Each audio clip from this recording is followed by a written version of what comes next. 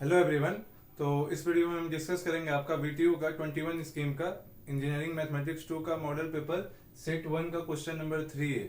तो इस क्वेश्चन में जो है आपको डायरेक्शनल डेरिवेटिव फाइंड करने के लिए बोला गया है। तो पहले समझते हैं कि डायरेक्शनल डेरिवेटिव हम कैसे फाइंड करते हैं।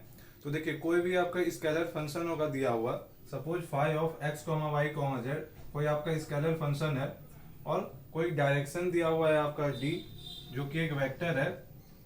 तो आपका डायरेक्शनल डेरिवेटिव क्या होता है? डायरेक्शनल डेरिवेटिव आपका होता है del phi dot n cap. अब डेल फाई का मतलब समझेंगे और एन कैप का भी मतलब समझेंगे क्या होता है। देखिए, डेल फाई को हम लोग ग्रेडियंट ऑफ फाई भी बोलते हैं, या फिर डेल, ये जो ऑपरेटर है आपका, इस ऑपरेटर को हम लोग बोलते हैं वेक्टर डिफरेंशियल ऑपरेटर, या फिर इसको नेबला से भी बहुत लोग प्रोनाउंस करते हैं, नेबला बोल के, या फिर बहुत लोग इसको डेल भी बोलते हैं। तो एक्चुअली क्या बोला जाता है उस पर ज्यादा फोकस नहीं करना है, क्या काम करता है ये उस पर फोकस करना है। तो देखिए, आपका डेल का मतलब यहाँ पे होता है, डेल मतलब होता है आपका del equal to do by do x i plus do y j plus do by do z k. तो यहाँ पे आई जे के क्या है आपका? आई जे के आपका यूनिट वेक्टर है along the direction of x axis, y axis and z axis respectively. तो देखिए, आपका डेल का मतलब ये हो गया, फंक्शन आपका गिवन होगा और ये एक डायरेक्शन आपका दिया हुआ रहेगा। तो ये एन कैप जो होगा वो एन कैप आपका यूनिट वेक्टर होगा। यूनिट वेक्टर का आप लोगों ने कॉन्सेप्ट पढ़ा होगा, आई थिंक वेक्टर जब क्लास 11th में फिजिक्स में या फिर 12 में मैथ्स में भी था, तो वहां पे आप लोगों को बताया गया होगा कि कोई भी आपका वेक्टर दिया हुआ है, जैसे यहाँ पे वेक्टर डी दिया हुआ है और इसके डायरेक्शन के अलोंग आपको यूनिट वेक्टर फाइंड करना है। तो यूनिट वेक्टर क्या होता है? N cap equal to d by magnitude of D.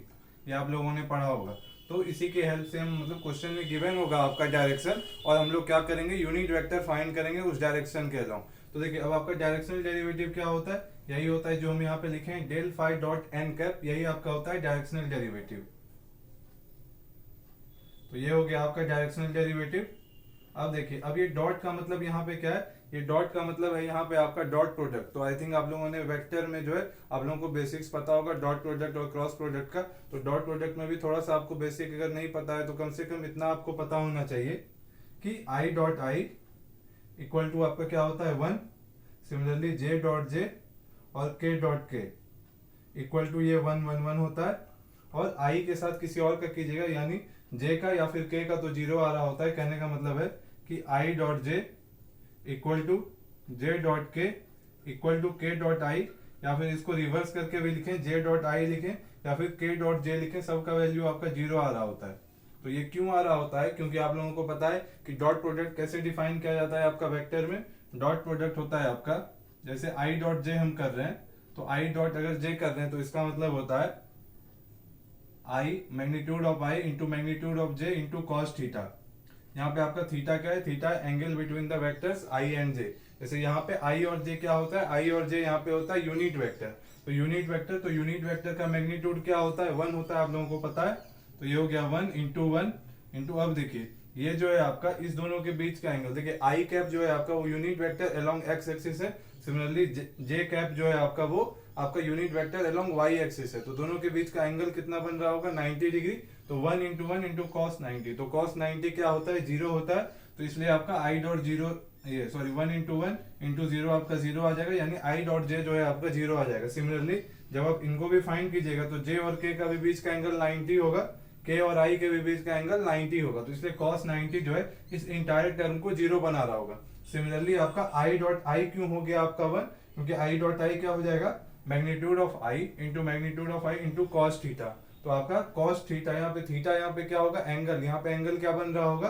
तो आई और आई के बीच में एंगल कितना? 0 डिग्री बन रहा होगा। तो इसलिए cos 0 1 हो जाएगा। इसलिए आपका जो है 1 इंटू 1 इंटू 1 आपका 1 दे रहा होगा। इसलिए ये तीन वैल्यू जो है आपको 1 मिल रहा होगा और ये सारा का सारा वैल्यू आपको 0 मिल रहा होगा। ये इसलिए बता रहे हैं क्योंकि अभी हम डॉट प्रोडक्ट करेंगे और उसी के थ्रू हम फाइंड करेंगे ये डायरेक्शनल डेरिवेटिव। तो हम क्वेश्चन पे आते हैं।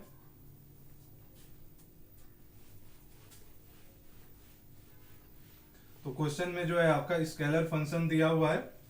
तो यहाँ पे गिवन है आपका क्या? फाई दिया हुआ है, phi equal to x square y z plus 4x z square. और आपका डायरेक्शन भी गिवन है, d equal to, d vector है ये, 2i माइनस जे माइनस 2k। तो देखिए सबसे पहले हम क्या करते हैं, सबसे पहले हम डेल फाई फाइंड करते हैं, उसके बाद यूनिट वेक्टर फाइंड करेंगे।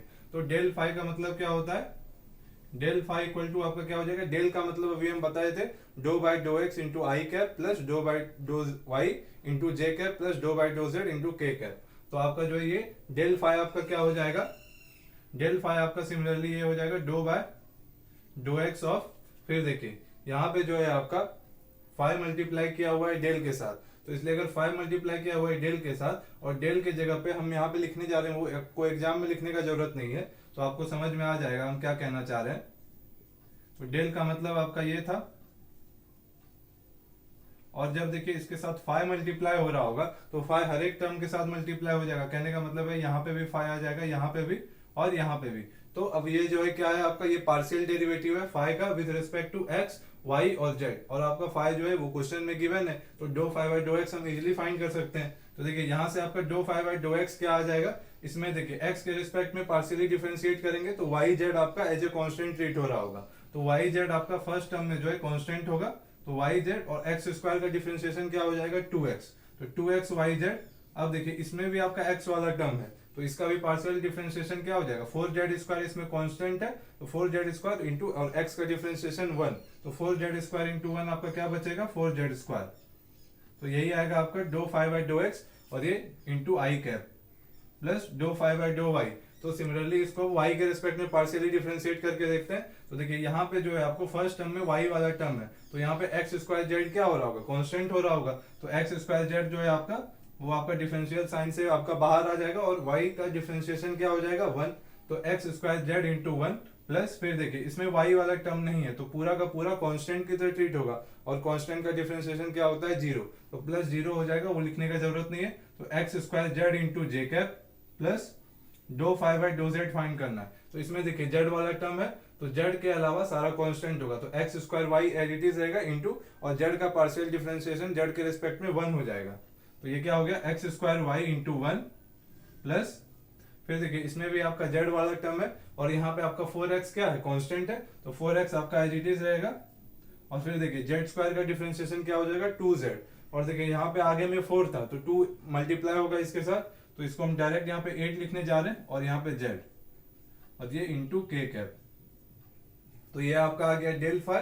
इसके बाद हम क्या करेंगे, इसके बाद जो है आपका यहाँ पे ध्यान से देखें, यहाँ पे आपका पॉइंट भी गिवन है, तो इस पॉइंट पे जो है डेल फाई का क्या वैल्यू होगा वो भी फाइंड करेंगे। क्यों फाइंड करेंगे, तभी आपको ये एक्स वाई जेड का क्या वैल्यूज है इसी पॉइंट से आपको पता चलेगा, तो इसलिए आपका डेल फाई जो है डेल फाई का वैल्यू इस पॉइंट पे क्या होगा वो फाइंड करते हैं। तो पॉइंट है आपका दिया हुआ 1 -2 और 1, तो x के जगह पे 1 रखना है, y के जगह पे -2 और z के जगह पे 1 रखना है। तो एक एक करके देखते हैं।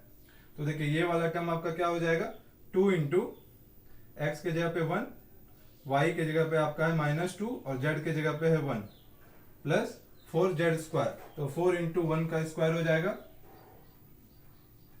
इंटू आई प्लस एक्स स्क्वायर जेड है, तो x के जगह पे हम क्या रखेंगे 1 और z के जगह पे 1, तो 1 स्क्वायर इंटू 1 आपका 1 ही मिल रहा होगा, तो प्लस जे हम डायरेक्ट लिखने जा रहे हैं क्योंकि 1 इंटू जे आपका क्या मिलेगा जे ही मिलेगा, तो ये आपका प्लस जे हो गया। फिर देखिए एक्स स्क्वायर वाई है, तो एक्स स्क्वायर तो 1 का स्क्वायर आपका क्या हो जाएगा 1 और इंटू वाई है, और वाई की जगह पे क्या है -2, तो 1 इंटू -2 आपका क्या बचा -2 प्लस फिर है 8xz।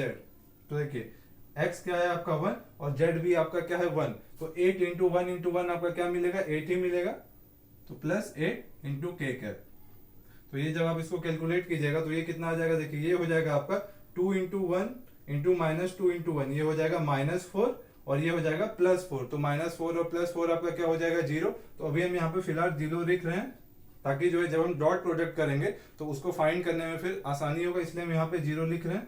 तो देखिए ये हो जाएगा आपका 0 इंटू आई कैप प्लस, फिर देखिए ये आपका j और ये आपका क्या हो जाएगा 8 -2 का आपका क्या मिल रहा होगा 6k। तो ये आ गया आपका डेल फाई का वैल्यू आ गया किस पॉइंट पे आपका 1 -2 और 1 पे। अब हम क्या करेंगे यूनिट वेक्टर फाइंड करेंगे किस डायरेक्शन के अलोंग डी के अलोंग। तो देखते हैं।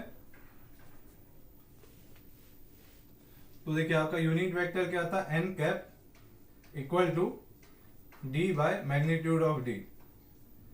क्या है गिवन आपका d दिया हुआ है 2i - j -2k और मैग्नीट्यूड आपको पता है कि कोफिशिएंट का स्क्वायर करते हैं और ऐड करते हैं और अंडर रूट साइन ले लेते हैं। कहने का मतलब है ये हो जाएगा आपका under root of 2 square plus -1 का स्क्वायर। -1 का स्क्वायर लिखिए या +1 का स्क्वायर लिखिए, कोई फर्क नहीं पड़ेगा, 1 ही होगा। और फिर आपका क्या हो जाएगा प्लस -2 का होल स्क्वायर। तो -2 का होल स्क्वायर और +2 का होल स्क्वायर, कोई फर्क नहीं पड़ेगा। तो ये आपका क्या आ जाएगा 2i - j - 2k बाय, देखिए 2 स्क्वायर हो जाएगा 4, 4 + 4 8 + 1 9। तो अंडर रूट 9 आपका क्या आ जाएगा 3। तो आपका यूनिट वेक्टर भी आ चुका है। तो देयरफॉर डायरेक्शनल डेरिवेटिव आपका क्या हो जाएगा। तो एग्जाम में आप लोगों को पूरे अच्छे से जो है एक के बाद एक लिखते जाना है स्टेटमेंट वाइज। फिर आपको ऐसे लिखना भी पड़ेगा कि therefore directional derivative of the function phi equal to x² yz + 4xz² at the point इतना in the direction of the vector is, फिर इक्वल टू आपको ऐसे करके सॉल्व करके पूरा एग्जाम में अच्छे से लिखना चाहिए, क्योंकि वहां पे जो है आपका स्टेप बाय स्टेप मार्किंग नहीं होता है, लेकिन आप जितना साफ सुथरा लिखिएगा उतना जो है पढ़ने वाले को आसानी रहता है। तो इसलिए आपका डायरेक्शनल डेरिवेटिव हम तो डायरेक्ट लिखने जा रहे हैं। डायरेक्शनल डेरिवेटिव आपका क्या आ जाएगा del phi dot n cap. तो देखिए डेल फाई है आपके पास, एन कैप भी है, बस दोनों का डॉट प्रोडक्ट करना है।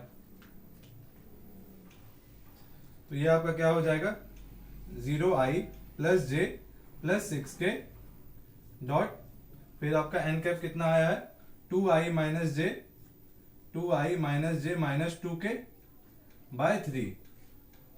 तो देखिए आपका जो है काम आसान करने के लिए सिर्फ आप i को i वाले टर्म के साथ डॉट प्रोडक्ट कीजिए, j को j वाले के साथ और k को k वाले के साथ, क्योंकि आपको पता है कि बाकी सारा का सारा आपको 0 मिलता है, क्योंकि i डॉट j आपका 0 होता है, i डॉट k भी 0 होता है, सिमिलरली j डॉट k भी आपका 0 होता है, j डॉट i भी 0 होता है। इसलिए i को i वाले के साथ डॉट प्रोडक्ट कीजिए, j को j वाले के साथ और k को k वाले के साथ, टाइम बचाने के लिए। तो देखिए ये आपका क्या हो जाएगा 0i डॉट 2i। तो देखिए ये आपका क्या दे रहा होगा, ये दे देगा 0 × 2 पहले ही 0 हो जाएगा, तो 0, फिर देखिए प्लस j और ये माइनस j आपका क्या हो जाएगा -1 और प्लस 6k और -2k, ये आपका क्या दे रहा होगा -12।